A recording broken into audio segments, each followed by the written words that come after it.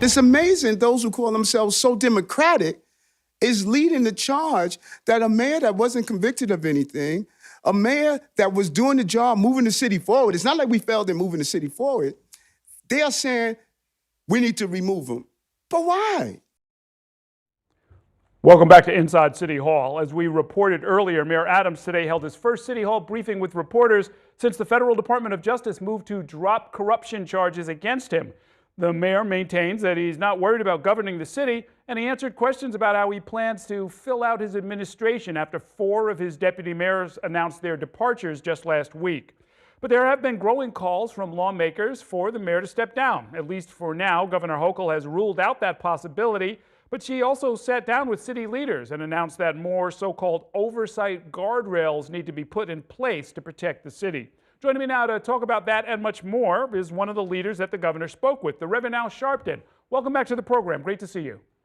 Great to see you, Errol. You had recently expressed concern that the combination of the mayor's political alliance with President Trump and the offer to drop criminal charges against him made him a, quote, hostage to the White House. The mayor, of course, insisting that he's his own man. He's free to make his own decisions in the best interest of New York City.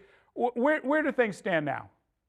I think that it is very clear to me that President Trump is dealing with 2 sets of rules. And I don't blame the mayor. The mayor probably is as much a victim as the people of the city, because you're looking at a president that pardoned people that violently beat law enforcement officers on the steps of the Capitol and in the Capitol on January 6th. And he claims in their letter to the Southern District, his Justice Department claims that one of their 3 reasons for dropping the charges is that it was a political vendetta. Well, if he felt it was a political vendetta, then why didn't he pardon him? Now, I'm not calling for a pardon. I'm not saying I support a pardon, but I'm saying it's inconsistent with his behavior. To say that we are going to drop the charges without prejudice is to say that we can come back at any time and therefore hold the mayor and the city hostage. The 3 things they named did not make sense to me. One, saying it was a political vendetta. Well, where is the evidence that Biden or Damian Williams, who we know, first Black U.S. attorney, had a political agenda? What's the evidence? I hope when the judge calls the hearing back, he'll ask, give me the evidence on the vendetta. Second, that 9 months was too close to the primary. Everybody in Congress runs every 2 years. They all are running 9 months before primary. And thirdly, saying that he couldn't be available to help the president with, and they were specific, immigration and violent crime. Well, in Trump language, that is family breakup, that is all kind of moves by the immigration authorities, and it is with violent crime stop and frisk. So that is not even a legal premise. You're talking policy there, none of which I think smells past the smell test for having the charges dropped. Well, so with the mayor in that predicament, have you spoken with him? What do you think he should do? I've spoken to the mayor, and he knows my position on Trump. We disagree on, he feels that it was, he says in private, I don't care what you say, Ramal, I think it was a political vendetta. And I tell him, you know, he and I can agree and disagree, and we can disagree without being disagreeable. I disagreed with him on the Daniel Penny case. I preached the funeral. So we know how to disagree and still maintain our kind of relationship at other levels. What do you make of these guardrails that the governor is calling for? It's too complicated and not worth getting into, but she's basically trying to shift it so that there are other officials who have more input into how the city is run. Well, I think that when I met with her the day before the hearing with the judge, I was one that said she should wait and see what the judge says. She should not remove him because, one, if the judge accepted the Justice Department's recommendation to drop the charges, you don't have any charges that you're removing him for. And we had a very candid one-on-one conversation. Later, she met with some of the elected officials and later some of the faith leaders. The guardrails I read about Friday after the meeting From its appearance, it looks something that they have to work out with the mayor. I do not think that we need to step on the powers of the mayor unless the mayor is proven unfit.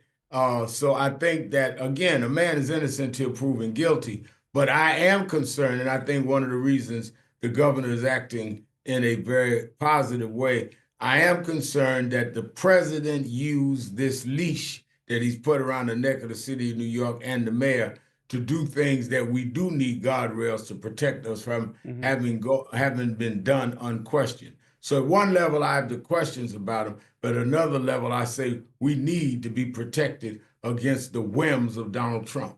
There's a lot of discussion, Rev, about new candidates getting into the race. We know that the Speaker of the City Council, Adrienne Adams, is considering it, that she's maybe starting to put together an embryonic campaign, or at least explore the possibility of it. We saw the New York Post suggesting that the NYPD Commissioner, Jessica Tisch, consider becoming a candidate. All of this suggests that the existing field of candidates are either displeasing or not inspiring a lot of confidence and enthusiasm out there. What do you make of how the race for mayor is shaping up? I mean, from where I sit, if Adrienne Adams ran, she'd be a very formidable candidate. I've known her a long time. She's a member of NAN, as the mayor is. I think the more people in the race, the more the mayor will be reelected, or Andrew Cuomo will be elected. I think that they've got to wonder how many people in the race and do they divide the same base. At this point, it's hard to tell who's real and who's Memorex. So I'm waiting to see. We're almost at petition time, so we'll see. Your annual convention, I know, is coming up in about a month, in early April, I should say. The theme is being a light in dark times. How is the civil rights movement responding to all of the changes, all of the, frankly, chaos and confusion we're seeing down in Washington? We are outraged, and that's why our convention, which is the first national convention, and as you know, thousands come, is free every year at the Sheraton on April the 2nd through the 5th. And we have everybody that you could think of, from the Congressional Black Caucus to members of the clergy to Dr. Michael Eric Dyson, to some of our leading businessmen. We have workshops in every area. We're honoring Patti LaBelle, who'll be there at our dinner. And we have a panel on dealing with how the media deals with this that includes Mr. Errol Louis. So we're excited about it. And people can go to www.nationalactionnetwork.net and get your free reserve seat. Before I let you go, Rev, a few of our viewers may not realize how deep your ties are with the entertainment industry, including, I guess, what it was a 10-year stint in the end where you were road manager for the late James Brown. I assume you had connections to the singer Roberta Flack, whose death was announced today. When Reverend Jesse Jackson came to Brooklyn in 1969 to formally open Operation Breadbasket, that I became the youth director of that chapter, Roberta Flack sung that night, and we stayed very close down through the years. She tell everybody, I watched him since he was a little boy. She would come to all National Action Network events. She was there in many of our rallies and all.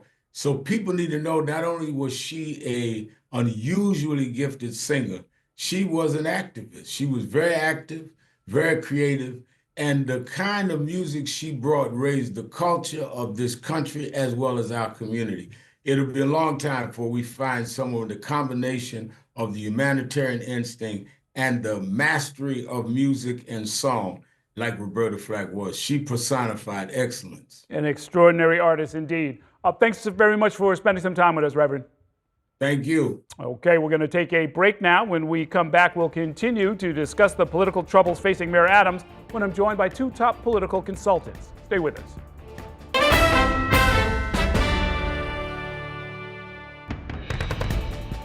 Thank you for watching our YouTube channel. Let Spectrum News be your resource for balanced, in-depth political coverage, and click the subscribe button right here. You can also download our app or watch us on TV to learn more about the candidates, where they stand on the issues, and more. We'll see you then.